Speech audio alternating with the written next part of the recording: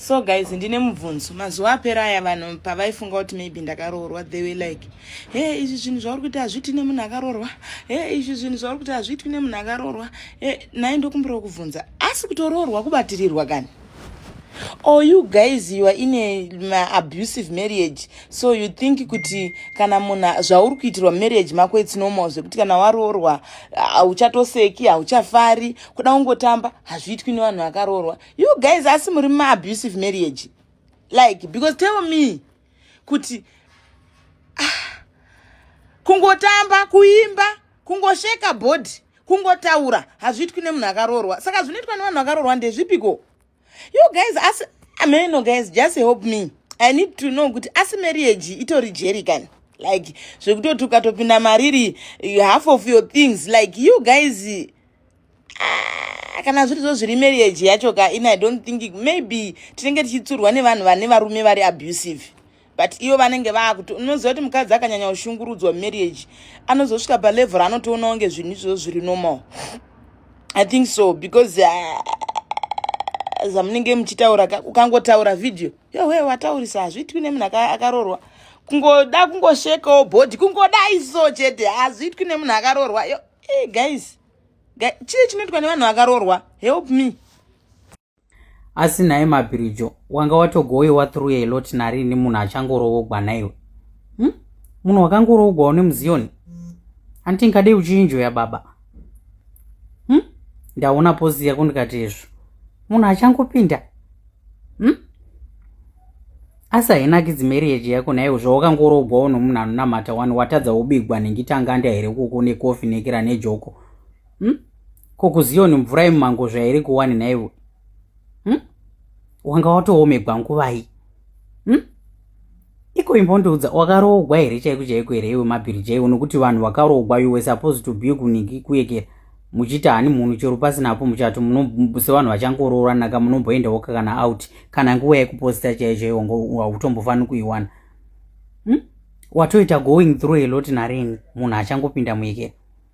Watadzawo kana kuenda kuningi kutsogoro kana kugomo kungondonamatawo Mwari.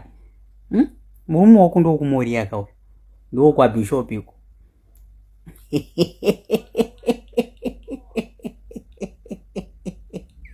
Wakaroogwa here Mabhirijo iwe, udza vanhu chokwadi.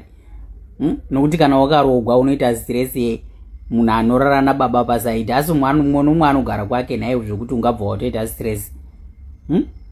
Wanga watodivorcwa here kana kurambwa mazuva mashomana nayo iwe Mabhirijo iwe? Come on man, ndokuziva uri munhu akasimba chaizvo. Ini nemadiri andoita masingle mother chaiko chaiko, I support you zvekutodaro, but kana uchiramba uchichema kudai ndoshaya kuti ndokusapota hawo. Ko mari dzawaitumigwa adzi hauna kutorawo kana maningi mateenekera R10 uchishandisa nayo. Anyway, ndangotiwo ngotaurawo mashoka maviri matatu pamwe uchamateerera. Marriage inochengetedzwa, chero zvinhu zvakaoma zvichigwadza zverudzi rupi, chengetedza marriage yako. Open discussion. Ndaisa post pa Facebook ndikati mukore uno kunzi unzi waroorwa unenge waroorwa nemari, zvikanzi nevamwe $500 starting from $500 $1000 as long as muri dzazivana, zvikanzi kana uri mvana unoroorwa nemari yakati, kana uri musikana muri kusettle for less. Sake muchinoshungurudzwa nevarume vanenge vakuroorai because you are settling for less and varume vanokutreatai accordingly nemari dzavakabvisa. Love matters. Hatisi kuramba love matters. Kana love yacho ichimeta ngakuvalue ka munhu wacho ari kumetesa love wacho. Ngakuvalue. Sake imi kubvisura $500 wafanana naatizira. And $500 I don't think kuti imari yekuti vanhu ngavaungane. $500 ngaingotumirwa kana paiko cash. Kana pamukuru. Family yongoziswa tisti naye.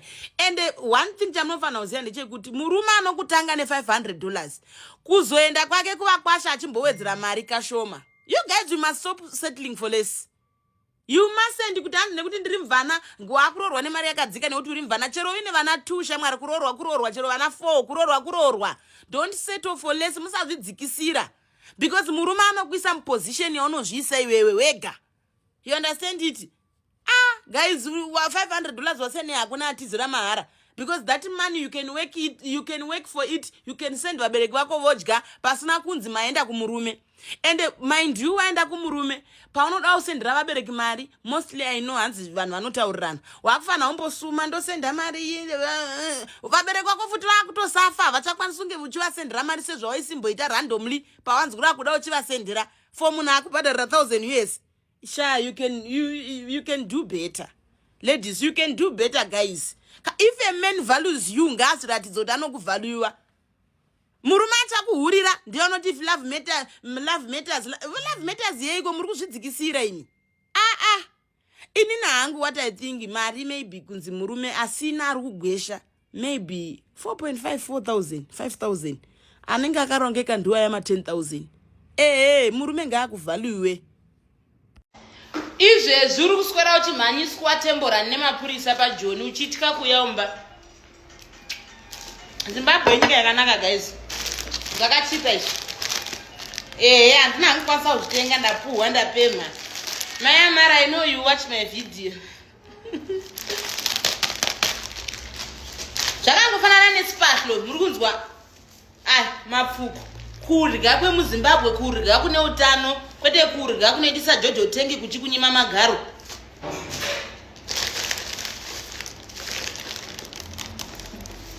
Kasiketi ndekupi muZimbabwe? Mauyu ndekwa Mutara. Kurya kunopa magaro zvese neflat tummy kwemuZimbabwe. Kwete ma-GMO, ma-GMO. Uniseke iwe.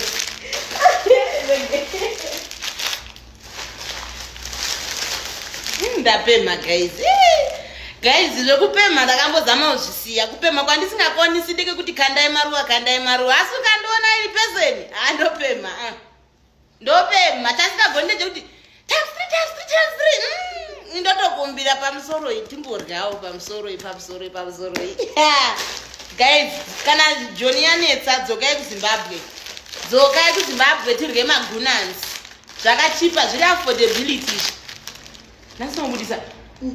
Akakasitsirana kanokuisa mudhipi zviro zvangu kwete mudhipi isa pane chando chakanaka chiri balanced, well balanced. Kurya kunonyima dumbu asi kuchipa magaro. Handidzoki Joni.